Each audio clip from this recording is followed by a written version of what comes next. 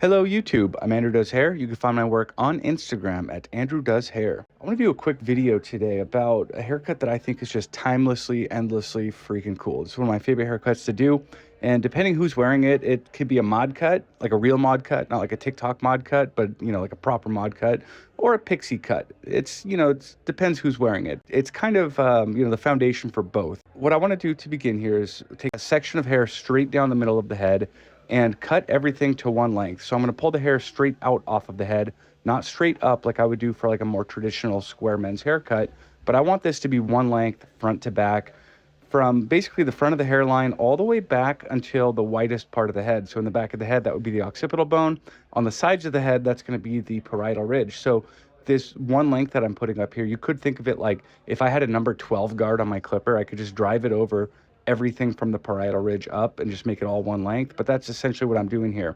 So after I take my initial section and cut the silhouette that I want, I'm going to take pivoting guides off of the center of the top of the head, essentially like pie slices. Like if you look down at the top of the head and you want to cut a pie, that's how I'm breaking apart this haircut to cut it. I'm going to continue doing this all the way around the head, the right side and the left side.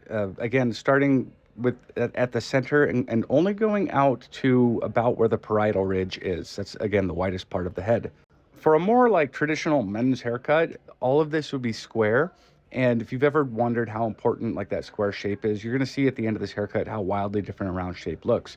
So once I get everything cut on top, I want to take sections around the parietal ridge to just cross-check my work and make sure it was clean enough, because at this point I'm going to take everything from in the temple area and pull it up to that parietal ridge to use my previous cuts as a guide. So I went through to cross-check and clean up around there just to make sure that I in fact had a decent shape. So throughout the rest of the haircut, I'm going to now continue taking that one length that I had taken on the top all the way down to about the top of the ear. And when I get to the top of the ear, I'm going to take the hair from the front of the haircut and pull it back to connect it there. And so now that sideburn hair is connected at the parietal ridge moving up and over the highest point of the recession over the ear moving back. You could do whatever you want in the back here as far as like leave a mullet, do a taper, it all works. But I decided to just kind of keep things simple and make it all one length. To blow dry this hair, I want to let everything sit kind of in its natural fall, sort of out from the whorl at the crown. To begin with, I'm just going to rough dry, move everything, high heat and high power to get it as dry as possible, as quick as possible. And then once everything's dry, I want to go back with a brush and start putting some tension on here to flat wrap the hair. So this is going to make the finished style look really polished and really deliberate. Like it's going to smooth out cowlicks. You can see almost immediately the hair gets a lot shinier, a lot smoother. And most importantly, what this does is it makes the hair move nicely. From here on out, after this process, anytime I touch and move the hair, it just moves really, really nicely. So everything is blunt cut so far, and you can see that as things are beginning to become polished here, it looks very blunt. But once I get it all smooth and straight, I'm going to be able to go back in and start refining. So first, I'm going to start with scissor over comb to just kind of even out some lines that I made a little bit crooked. And then I'm going to go back, I guess still scissor over comb, but this time point cutting to break up any hard lines. And at this point, everything is a hard line. I just want to go in and soften everything up. So I'm going to point cut basically the entire haircut.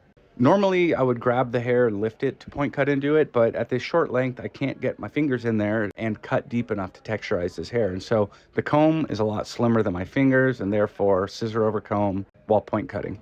Once I'm done breaking up everything, I want to go back and slide cut through these heavy panels near the temple. And I want to do this until everything's real slim and wispy. And when I touch it and move it, I want to see that it's breaking apart and looking nice and kind of organic and just pretty, really.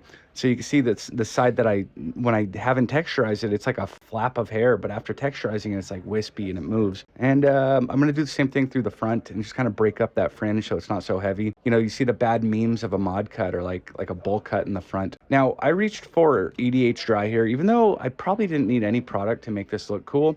And then I made like the grave mistake of grabbing too much product. You can see here the hair almost looks kind of wet and gunky. I almost scrapped this video over that, but I also considered shampooing the hair and re-blow drying it and restyling it. But I guess this might be a good example of like, oh no, I put in too much product. Like, you know, it doesn't look ideal, but it doesn't look bad. Like what I tend to do if I put in too much product is I work it around a whole bunch more. Like, and even if I didn't put in too much product, moving the hair a lot is so key to these kinds of styles. But here's our end result. On some heads, this might be considered a mod cut, and on some heads, you might want to call it a pixie cut.